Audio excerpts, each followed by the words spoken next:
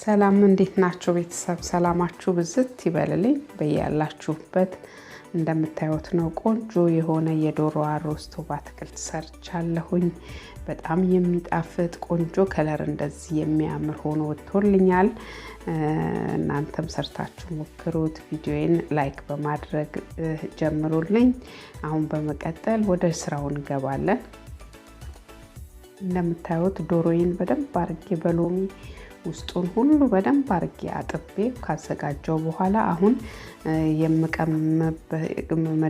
የማሽበትን ቅመም ቀመማለሁ። በቅድሚያ እንደዚህ በሶቪላድ የደረቀ አለኝ ከእንጨቱ ላይ የሆኝና ሽምጥጥ አርጌው አሁን በላዩ ላይ ደግሞ ነጭ ሽንኩርት ፍሬሽ አደረኩኝ።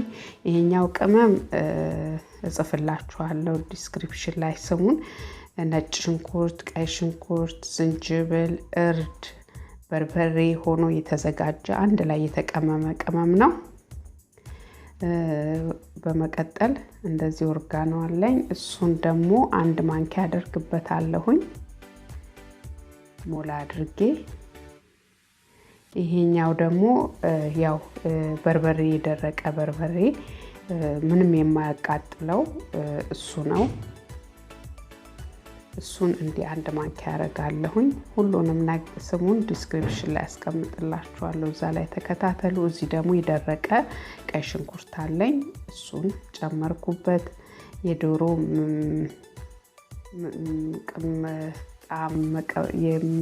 ያለው እሱን እንደዚህ ፍርፍር አድርጌ ጨመርኩበት፣ አንድ እሽግ ብቻ። ከዛን ጨው እና ኦሊቭ ኦይል አደረኩና አሁን እንደዚህ በመፍጫ በደንብ አርጌ ፈጭቼ አዋህደዋለሁ።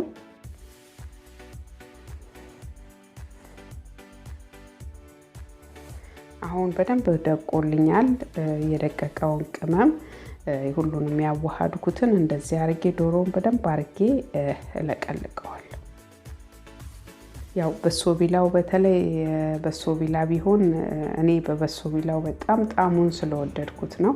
በሶቢላ ካላችሁ በሶቢላ ብትጠቀሙበት በጣም ነው የሚያጣፍጠው። ከሌላችሁ ግን ያላችሁን በርበሬ ደግሞ የታሸገው ከሌላችሁ ደግሞ የኢትዮጵያ በርበሬ ይሆናል። እሱን አንድ ማንኪያ ጨምሩበት። በጣም ነው የሚያጣፍጠው። ሁለቱም ያው ነው። ይሄ ግን ቀላ ብሎ ከለር በጣም ስላለው ነው እና አያቃጥልም። ኢትዮጵያውንም አንድ ማንኪያ ብትጨምሩበት አያቃጥልም። አሁን በደንብ አርጋን ውስጡን በደንብ እንዳያችሁት ነው። ቆዳውን ከፍቼው በደንብ አርጌ ነው የለቀለኩ። ከኋላም ከፊትም በደንብ አርጌ ነው የለቀለቁት ከውስጥ ድረስ ማለት ነው። አሁን ካሮት፣ ድንች እንደዚህ በትልልቁ ከትፈዋለሁኝ።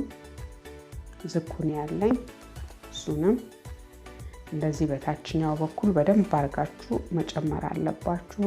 ሁለት ያረጋል። በዛ ላይ ውስጡን ዶሮ ሽብሽብ እንዳይል ይረዳችኋል። በዛ ላይ ቆንጆ ቃና ይሰጣችኋል። ቢበስልም ይበላል።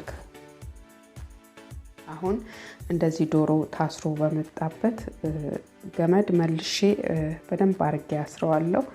ያው እጄ ዘይት ስለሆነ ያሟልጫል። ያው ለማሰር እንግዲህ እየታገልኩ ነው። አሁን ካሮቱን፣ ድንቹን፣ ዝኩኒውን ከውስጥ ከከተታችሁት በኋላ በደንብ አርጋችሁ እግሩን እንደዚህ ታስሩታላችሁ። ሲበስል ዝርግትግት አይልባችሁም። ስታቀርቡት ደግሞ ከነውበቱ ለማቅረብ ይጠቅማችኋል ማለት ነው ይሄኛው ማሰሩ። በዛ ላይ ደግሞ አትክልቶቹ እንዳይወጡና የዶሮ ሰውነት ውጥር እንዳለ እንዲበስልልን ለቆንጆ ቃናም ይረዳናልና አሁን እንደዚህ የማስገባበት ባትራ ላይ ፎይል አደረኩበት። ከዛን እንደዚህ ዶሮውን አስቀመጥኩኝ። የቀረውን ሰርቪስ ላይ ያለውን ዘይቱን እንደዚህ አፈስበታለሁ። ከለሩ እናንተ እንደምትፈልጉት ነው የሚመጣላችሁ። ይቅላ ካላችሁም ጠቆርም ይበል ካላችሁ እንደ ፍላጎታችሁ እያያችሁ ቼክ እያረጋችሁ ማብሰል ትችላላችሁ። እኔ ለ2 ሰዓት ቀስ ብዬ በጊዜ አስገብቼው ቀስ እያለ እንዲበስል በ180 ዲግሪ አድርጌው እስከ 2 ሰዓት ይቆያል። አስገብቼው ተውኩኝ። ከዛን ቆይቼ ከ1 ሰዓት በኋላ ደግሞ አትክልቶቼን አሁን ማባያውን እከታትፋለሁ ማለት ነው።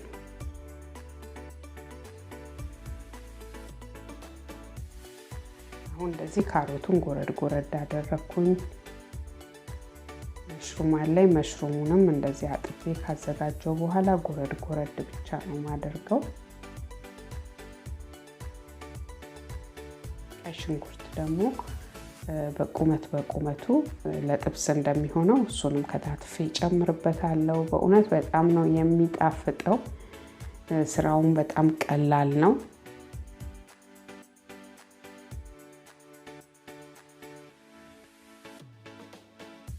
ያው ዶሮን በአንድ አይነት መልኩ ከመብላት ይልቅ ደግሞ እንደዚህ ለወጥ አድርገን ስንበላው በጣም ነው የሚጣፍጠው።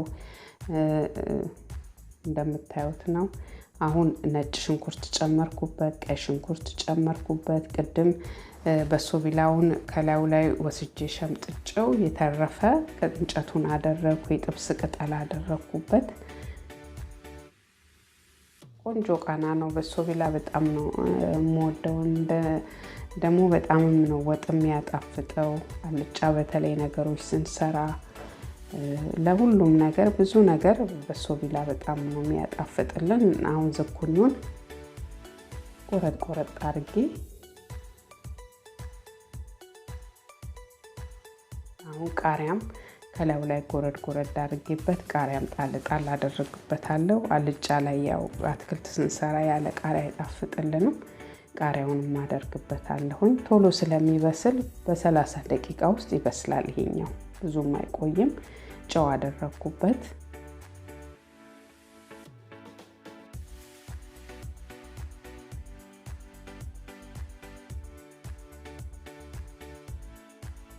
ኦሊቭ ኦይል አደረኩበት።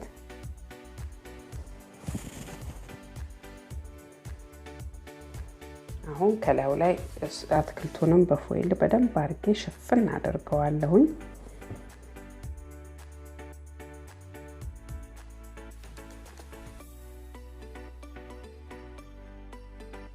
አሁን እንደዚህ ከ2 ሰዓት ከ10 አካባቢ ይኸው እንደምታዩት ውሃውን ምጥጥ አድርጎ ባትራው ላይ ከምታረጉት ይልቅ እንዲህ ፎይል ላይ አድርጋችሁ ስታስገቡት ቶሎ ፈጥኖ ውሃ ቶሎ ይመጥላችኋል። አትክልቱም እንደዚህ ከ30 ደቂቃ በኋላ ደረሰልኝ። ሩዝ ቀቅያለሁኝ። ሩዙን ደግሞ ከስር አደረኩኝ ለማባያ እንዲሆን። ዶሮውን ከላይ አስቀመጥኩና ከሩዙ በላይ አረኩና አትክልቱን ደግሞ በዙሪያው ዶሮ ዙሪያ ክብብ አድርጌ አዘጋጃለሁ ማለት ነው።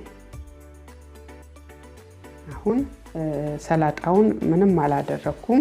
ከተፍኩት። ዙሪያውን ጠርዝ ያለውን ሰላጣ ነው የተጠቀምኩት። ሎሚ ብቻ ነው ያደረኩበት። ሎሚ ያደረኩበት ያው መበላቱ ስለማይቀር እንደምታዩት የሚያምር ከለር፣ እጅግ የሚያምር ከለር ሰጥቶኛል። እንዳልኳችሁ ነው። ቀስ ብለው ሲበስል ጥሩ ከለር ይሰጣችኋል። በፎይል በደንብ ሸፍናችሁ እንዲህ ስታደርጉት የሚያምር ከለር፣ የሚጣፍጥ ቃና፣ ሽታው ቤቱን ልነግራችሁ አልችልም። እጅግ የሚያውድ የዶሮ ቃና ነው የሰራሁት። ቪዲዮውን እስከ መጨረሻ ስለተከታተላችሁ አመሰግናለሁ። ቻው።